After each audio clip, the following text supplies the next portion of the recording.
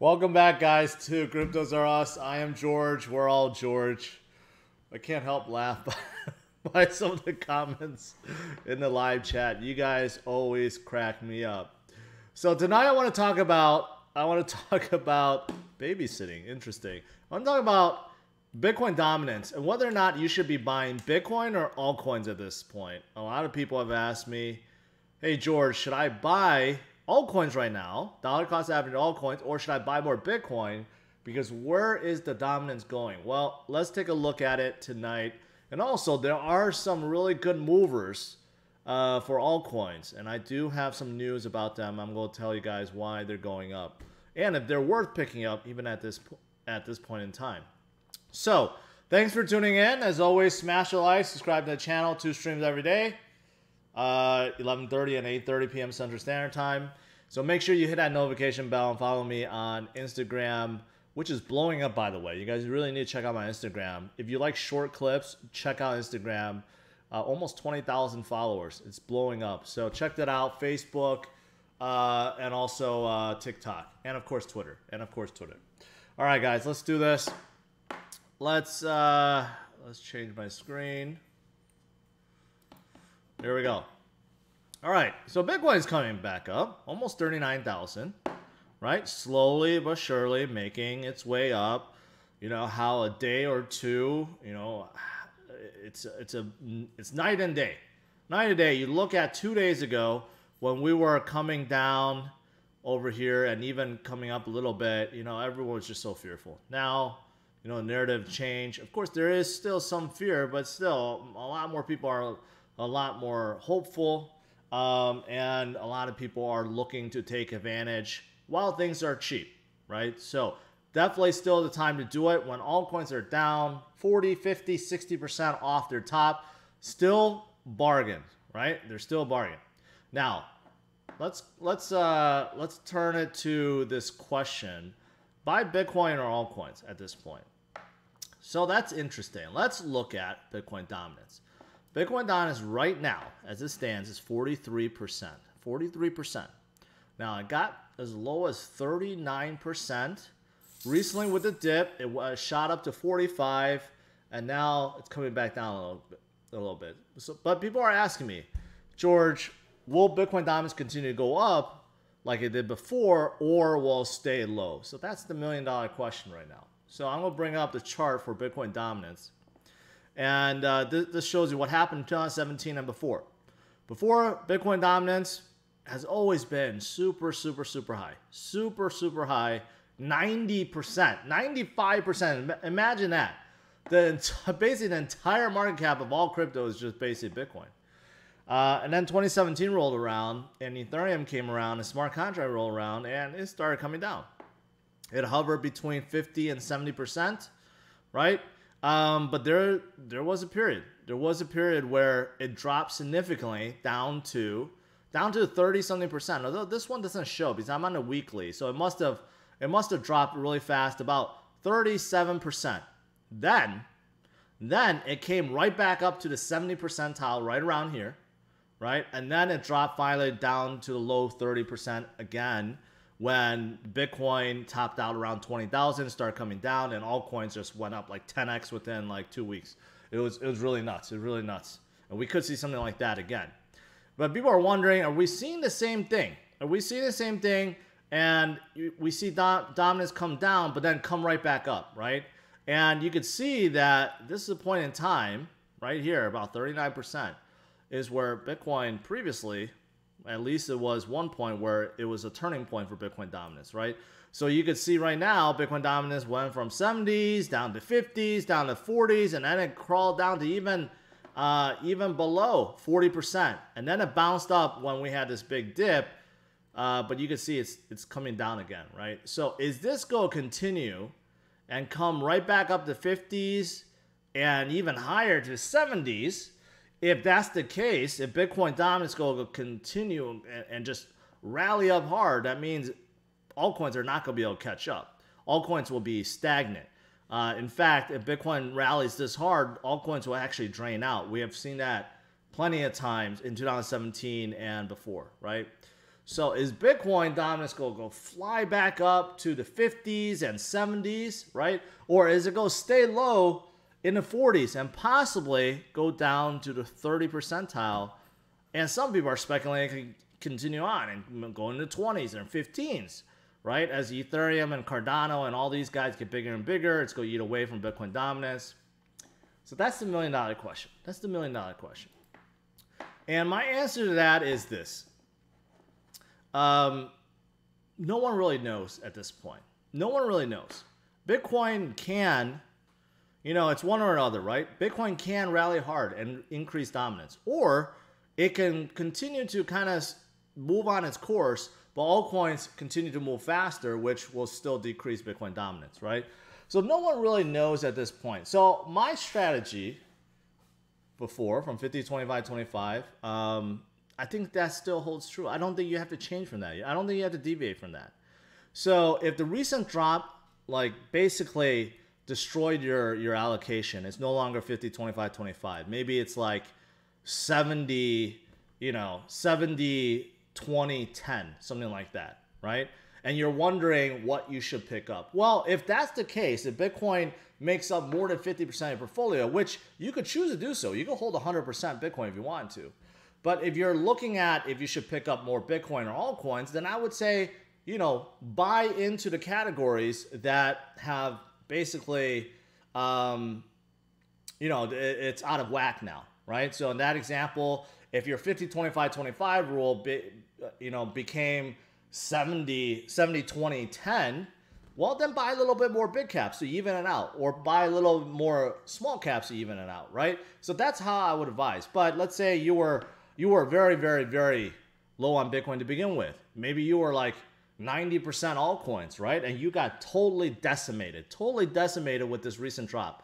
Well, then it's a good time to buy Bitcoin, right? Try to get to that 50, 25, 25 rule. And I created a video about it, and I've noticed that the views are starting to come up because people are trying to pay attention, to what I said before and try to get a good portfolio breakup. And I think that still works. I think even today, even right now, man, my nose is itchy. It's been itchy the whole freaking day. And I swear I'm not doing coke or anything. But so I think that's the best way to look at it, right? Should you buy Bitcoin? Should you buy altcoins? The answer is yes and yes. You should buy both. But I think it depends on what your portfolio allocation is, what it looks like. Is it out of whack? If so, try to rebalance it. Rebalance it either through purchases, through new purchases, or you can rebalance it with what you have, right? So I think that's a good strategy. I think you're gonna win with that strategy. In case you don't know, 50, 25, 25, 50% in Bitcoin, 25% of big caps, which is anything I consider over 10 billion, and mid caps, small caps make the rest, which is anything under 10 billion, and so forth, right? So I think that's the best way to do it. I think that's the best way to do it. All right. So hopefully that answers that. I don't know if you guys were expecting more, but really it's anyone's guess right now whether or not BTC dominance continues to go up or it stays low and altcoin dominance goes up. But that's the whole point of 50, 25, 25 rule, right? It's perfect for any condition. Whether Bitcoin is pumping or whether altcoins are pumping or whether altcoins are dumping, it doesn't really matter. It really fits. It's like the best of the best of the best, if I say so myself. All right, let's move on from here. What else is there? Chavez says, I can't wait for a Vegas party. Will Polygon hit $10 this bull run? Hey, you gotta wait, man. I'm getting to Polygon. Okay, I know everyone's asking about Polygon. Wait, I know what's going on. Don't worry, it's coming. But before that, I want to talk about this. There seems to be a lot of controversy over this, and that is Michael Saylor's decision to form a console to satisfy Elon. Okay, so I think this is positive, but if you read through the comments or you read through the replies, the tweets, people are really hating this. People don't want Bitcoin to have a secret console, okay? And they feel like this is what, what the banks and a Illuminati or anyone else in power does is have secret consoles and make decisions. But, you know, this is just a group of miners. This is just a group of miners that are trying to work together to go more green, to be more transparent with their energy usage, and essentially just come together. This represents, all the North American miners represents about 10% of the global hash rate for Bitcoin. And Michael Saylor, obviously, it's in best interest to get this formed because he wants to satisfy Elon, right? And I've speculated this is Elon's plan all along, that he wanted to cause FUD because he knew that maybe that something like this would happen. There would be traction or momentum or something that would be spurred from it. I don't know. It could be his plan all along, and it was just executed very poorly. No, you could argue that it was executed very wisely, but I don't even know how to say it. I still think it was executed poorly, but you know, he lost a lot of followers, he lost a lot of orders, it tanked Bitcoin. It could have been done better. Let's just put it that way, right? If this was truly his plan all along, it could have been done much, much better. But, you know, now I'm sensing some hesitation towards Michael Saylor because he has formed this. And he went on, CoinDesk, he spoke during Consensus. He basically explained all he's trying to do is make Bitcoin more transparent, more green, trying to get everyone involved, right? And there's no secretness to it. It's just basically being more transparent and trying to move Bitcoin forward. But a lot of people are still not liking this decision. I don't know. I don't think it's bad. I could be wrong. But I don't think this is negative in any way. But we'll see. Maybe I'll have to eat my words later. All right. What else is there? You guys are talking about Polygon, right? You guys are talking about Polygon. Why is Polygon so damn hot? Why does it keep going up and up and up and up? It's nearing its previous high. That's how strong Polygon is, right? And I told you guys about it. You know, recently I've been telling you guys, buy into smart contract plays and layer 2 plays like Polygon, and it just continues to go up, right? So why is that? Well, another billionaire that you guys know of that's really into Doge, he decided to invest in Polygon. And that's because he's very involved with this project called Lazy.com, which is a portfolio company that allows people to easily display NFTs. And Lazy.com is on top of Polygon. So he's invested in it. So I don't know how much, but there's a lot more excitement. This is the reason why Polygon has risen so much today. So good for Polygon and good for any of you guys that are holding Matic at this point. But it's not just Matic. You look right below it, but you know, it's pretty amazing that Polygon is actually above Chainlink. I've gotten used to Chainlink being in the top 10 for so long, and now it dropped out. And not only that, it's below Polygon. But anyway, Chainlink is also doing very well, up 16% today. I was trying to find any news for today. Not really, though. The last thing is they joined Hedera's governing console. So Hedera Hashgraph, they have a governing console. There's some big players in it like IBM and Google, but now Chainlink is part of that. So they're actually part owners of Hedera. Hedera, if you don't know, I didn't know this, like anyone that's joined a console becomes like a member of the LLC. It's a really interesting thing the way they're doing it. So Chainlink technically, I think, is like part owner of Hedera now. Quite wild, but that was days ago. So I don't know if that's the reason why it pumped, but it could be that it was just low and it was undervalued, right? Many of these altcoins are very, very undervalued right now, so that could be it, right? There's another one that a lot of people are very, very excited about, and that is well, it's not Thorchain, it's not Terra. Just this morning, someone asked about, hey, why is Terra still down? Well, look at it. When something's down and it's a good project, it tends to bounce right back up 23%. That's pretty good. The one I want to talk about is Telcoin. Telcoin, a lot of people have been asking about Telcoin. I looked into them. Again, the only thing I found is this, and many people are expecting that Telcoin is going to be a full-fledged bank in Nebraska. So that's what they're trying to do. Telcoin is in remittance, and they've expanded worldwide, and now they want to be a bank, a licensed bank, a regulated bank in the U.S. because that'll make the remittance service even more compelling, and they're going to be offering more services along with that. So this could be passed pretty soon, right? So I guess this is the reason why people are really into Telcoin at this point, and that's pretty much it. And in terms of Thor, where did it go? Where did it go? Oh, I missed it. I missed it. I don't know where Thor is. Yeah, there we go. All right. You can see I'm a little disorganized today, but that's okay. That's okay. Lastly, I want to talk about what's coming this Friday. All right.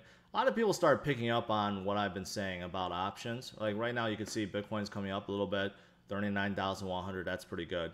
I started noticing a lot of people focus on options, right? So I've been focusing on options, looking at what's happening this Friday. So obviously, this is the last week of this month. There's futures expiration for CME, but there's also options. Options. There's like billions upon billions upon billions upon billions upon billions of volume.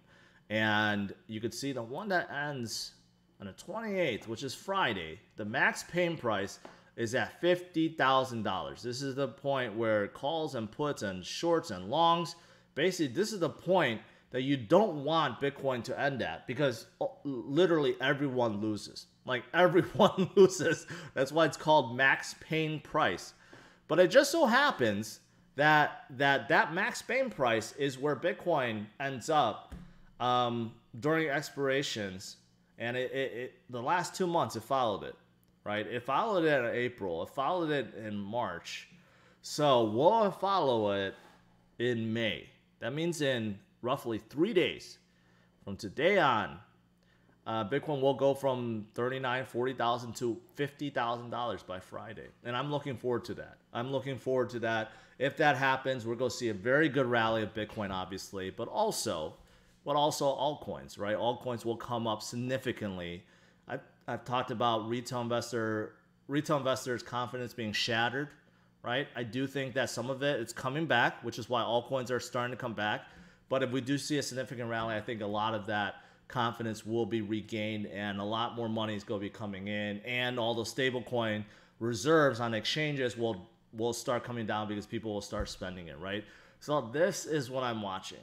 And we'll see if Bitcoin starts rallying significantly starting from tomorrow, Thursday, and Friday. Then we'll know. This is really what's driving the market right now, right? All right, that's pretty much it.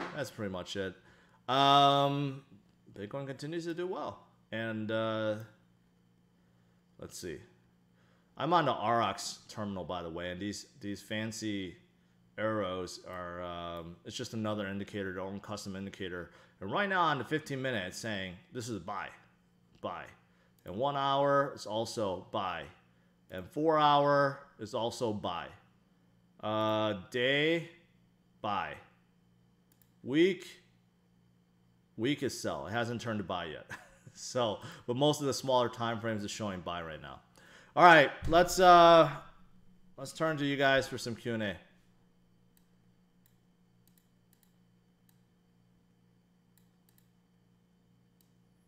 What did I miss? Shopping is I think it's a little bit too early. I know that they reached out to me. They wanted to do something with me, but it didn't work out. But it seems like they're a little bit early.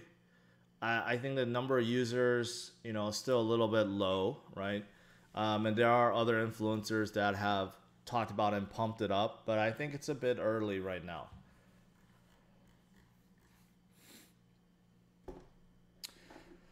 JS, how do I join a premium group? I forgot the name, but you said they have first option Vegas party. Well, it's right on the screen. It's called Patreon. It's the very first thing that you see. So, yes, check it out. Not only do you get first option to Vegas party, but you're getting some exclusive content too. And I would say the best group of people for collaboration on Discord. It's really good. It's really good in my opinion. What about Polkadot? They had a conference on the 19th. Well, you know, Polkadot is really undervalued. It's really they have really lagged versus the other big caps. I'm not sure why.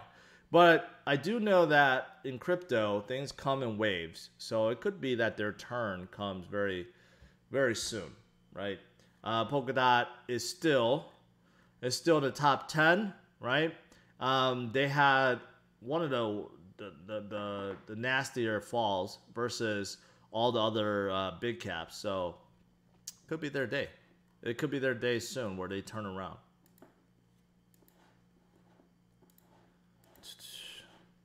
How is Tether not a Ponzi? I don't want to create FUD. Why is it? Why do you think it is? I think there's just a lot of FUD that makes you think that way. But you tell me why you think it is. Orion Dex Protocol Dex aggregator. Yes, Orion Protocol. I like them. I published an interview with them, with Lexi, the founder. It was a little bit hard to understand, but they're not just a Dex aggregator. They're Dex and centralized exchange aggregator, right? So very interesting, and their terminal looks pretty good too. Yearn had a wild swing. Yeah. I'm kind of neutral on Yearn. I think they were just hacked one too many times. Maker is the biggest lending project on Ethereum, where you could deposit and borrow against your collateral. You get a token, basically a stable coin, and yeah, that's what it is, right? It's been around for a while. It tends to like stall out for a long period of time, where it pumps up and then it stalls forever and then pumps up. I like the equivalent Venus on Binance Smart Chain because it's just cheaper. It's just a lot cheaper, and the liquidity is about the same. Danny says, just want to let you know I was almost a FUD victim and I turned your video for reassurance. I'm glad. I'm glad you didn't fall for FUD. I'm glad you stood your ground and you joined me, and I'm glad to see it. I'm glad to hear it, I should say. Still new to the channel. Can you give me an example of using leverage? Essentially buying credit? No, it's buying basically multiples. So, like for example, if you buy $1 worth of it, it's moving 5 times or 100 times based on your $1. So if whatever you're buying goes up 100%, if you're 5x leverage, then you'll make $5, right? But if it goes down because it's 5x, right? If it goes down just 20%, basically 20% times 5, that's 100%. So if something that you're buying goes down 20%, then you're liquidated. Basically, you hit the point where you have nothing left. So they usually do leverage with derivatives like futures. I don't quite understand how they do the order books and stuff like that, but just know that when you're selecting a multiplier, like a 5x, 10x, 100x, things move very quickly, both ways.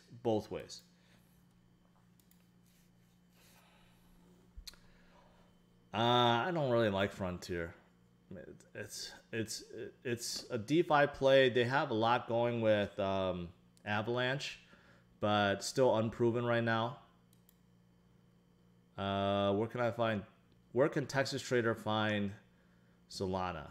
Well, soon, I think Coinbase. I don't think Coinbase added them yet, but soon. I'm assuming you could get Solana on Binance.us, but I don't know if it's off limits to Texas traders, so I don't know. But you could look at going to markets and check these out. Maybe Gate.io, Binance.us.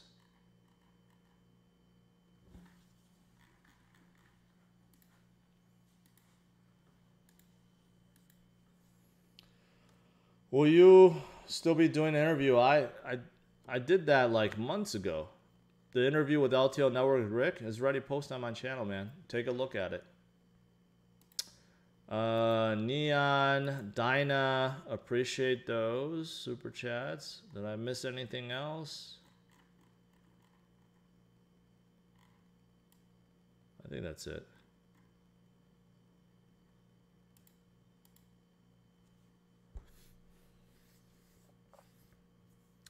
Have you looked into gambling metaverses or sports betting platforms based on a blockchain like Casino, DG, or KKO? No.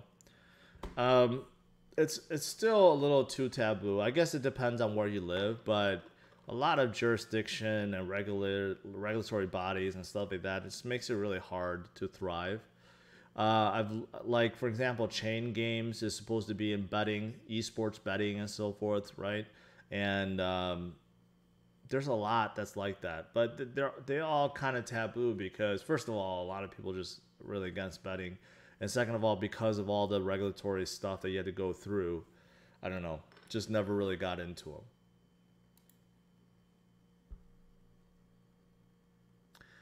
Hoping third time is a charm. Teller, would you like to know? I have not been paying attention to Teller. Recently, I've been just focusing on the big caps and calming people down, so I can't tell you anything about it. What are we buying tonight? Bid Moon. Well, I just got done saying, right? I think if you go buy, just look at your portfolio, see how the allocation is, see if it's off. If you're still following a 50-25-25 rule, see which portion of that is off, and then maybe you could add to that portion. That's the best way to look at it. Stellar's okay. Stellar's okay. They're working with Visa. They're coming out. They have a stable coin on it. They're trying to get into DeFi. I think they're okay. AMP and BPro. I think you know, Patrick, I support both projects. So I think they're good. Can you explain this Max Payne I keep hearing? Just you rewind it a little bit. It's the point where basically both longs and shorts, calls and puts, basically gets wiped out. That's the point that all these option traders don't want to see. That's like the absolute worst thing for them to see. Yet it keeps happening. So it's at 50,000 for this Friday.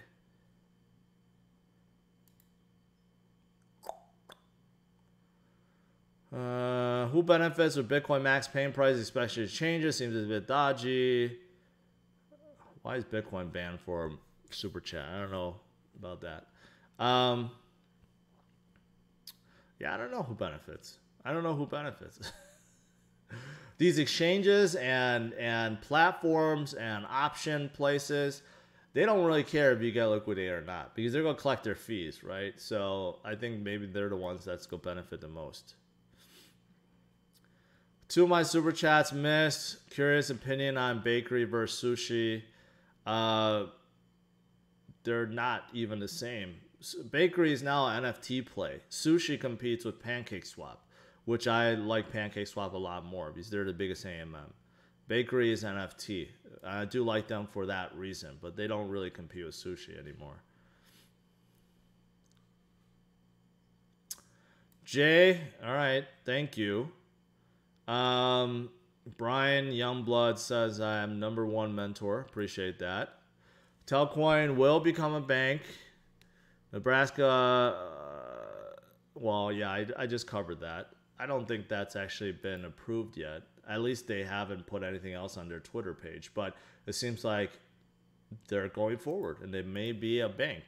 And that'll definitely help them with their remittance service. What makes you believe VET finished top 10? Just look at the partnerships. The companies that are working with them already. All right, and then you realize it's way bigger than any other partnerships out there. The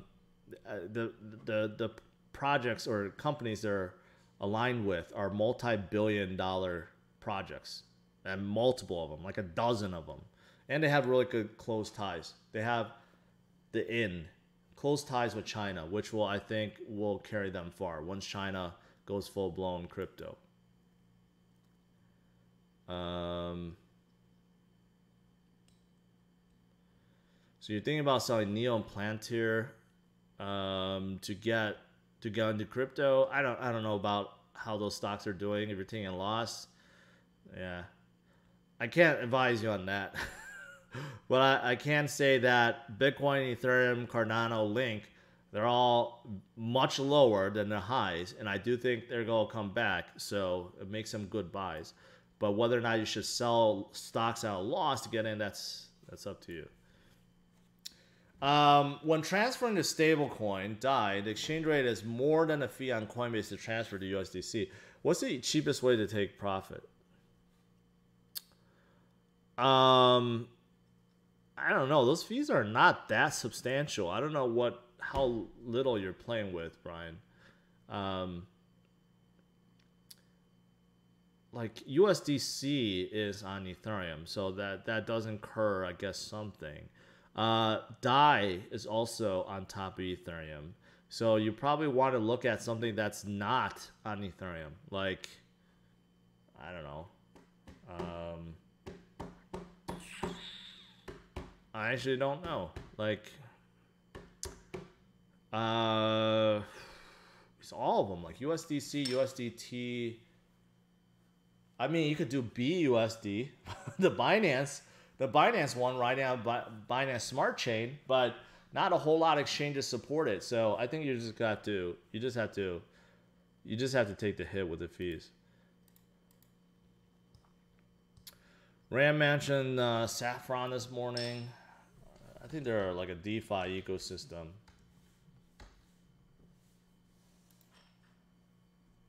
Yeah, I've looked at them before.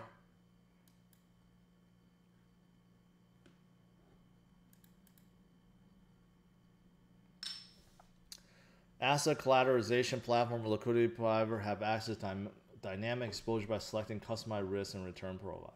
I think there's just like liquidity pools. I think that's what it is. It's just a really difficult way to explain that you could provide liquidity to pools. I think that's really it.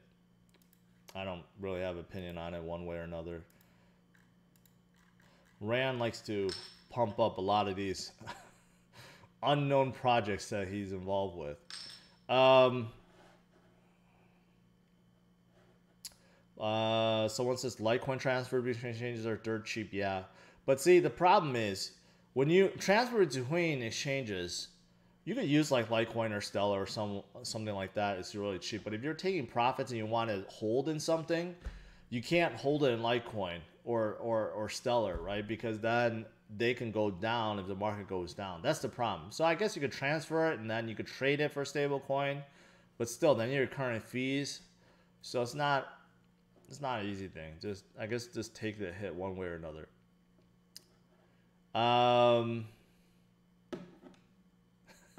Ram makes more money on YouTube than crypto. I would not argue against that. A lot of these, I was gonna say most, but no, it's not. Most. No, again, I'm gonna take that back. A lot of crypto YouTubers, they make so much on a monthly basis. Their trading advice and all this stuff is really negligible in terms of how much they're making per month. Especially the ones that show Bybit, especially them. You have no idea how much they're making per month from Bybit. Ethereum Foundation sold 122 million ETH. Is there any concerns with this? Was the move to fundraise? Yeah, probably. Keep in mind, Ethereum is actually a fork of Ethereum. Oh wait, I thought you were saying Ethereum Classic. I'm sorry, just read that again. Ethereum Foundation. Yeah, if they're selling, probably it's for something, for some kind of development effort or something like that.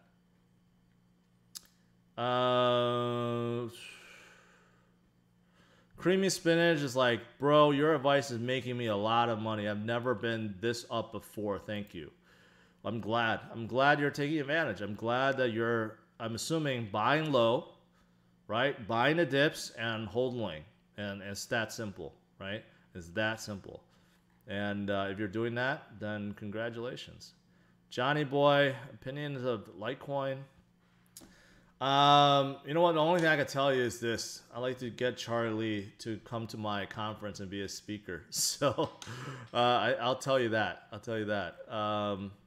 Outside of that, I think Litecoin has a good chance of catching up to Bitcoin in terms of percentages. It was flipping in terms of the dominance, but things went to hell when Bitcoin came down.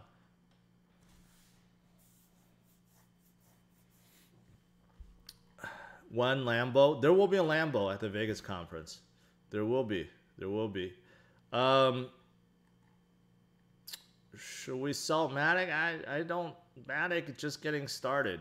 I think Matic. You know why I like Matic is this. Matic, just like Binance Smart Coin, is one of the chains that DeFi projects are moving to. All these DeFi projects are trying to get off of Ethereum. You know, they either go to Binance Smart Chain or go to Matic or Polygon. For example, Aave went to Matic, right? And then instantly, like their volume just like blew up after making the move, and a lot of other projects are too. So I think Matic could make similar moves to Binance Smart Chain, to like Binance Coin. I think they still have plenty of room to grow. The way they're going, you know, they could be surpassing Polkadot in the near future, right? That's pretty amazing to think about. Jay, newbie, would you hold it for long term? Yes, yes. That's what I'm all about is holding, Jay. BTC, ETH, ADA. If you're gonna hold long term, if you're gonna hold like for years upon years upon years, right? I would go with Bitcoin. Bitcoin is the only one I would trust for many years. Ethereum and Cardano, as advanced and as far ahead they are, you know, you don't know in years if something else comes out that's better, that replaces them. They're more replaceable. Bitcoin is not. In terms of a store value, there's no competition to Bitcoin. None. So if you're going to be holding for a long time, I would say Bitcoin. Could we track the scammers through blockchain and bust them that way? Sure. But, you know, you could track it, but you don't know where the addresses go or who they belong to unless they register somewhere like on an exchange. Then you could catch them. All right, guys. That is it. Let's end on a high note, and that is Bitcoin is above 39,000. It's doing pretty good. Can it break 40, 41, 42 tomorrow? Are we going to see 40s when we wake up? Possibly. I'm looking forward to the options expiration this Friday, right? Will we hit 50,000 for Bitcoin? Possibly. But in the meantime, altcoins are coming back up. Retail investors, you know, they're starting to put their money back in. They're starting to build their confidence again, which is good, right? So should you buy Bitcoin or should you buy altcoins? What is the dominance going to do? It's anyone's guess right now. But I think the smartest play is look at your portfolio. Are you still properly allocated? Are you still following that 50-25-25 rule? If you're not and it's out of whack, well, then try to balance it. And I think that's the best way to do it, right? And if you do that, it doesn't matter if BTC dominance goes up or down. If alts go up or Bitcoin goes up, you're protected and you're balanced, right? So that's the best way to do it. All right, guys, that's it. Thanks for tuning in. Smash the like, subscribe to the channel. Make sure you tune in tomorrow, 11:30 a.m. Central Standard Time. And we'll see where the market is. All right? Have a good one, guys.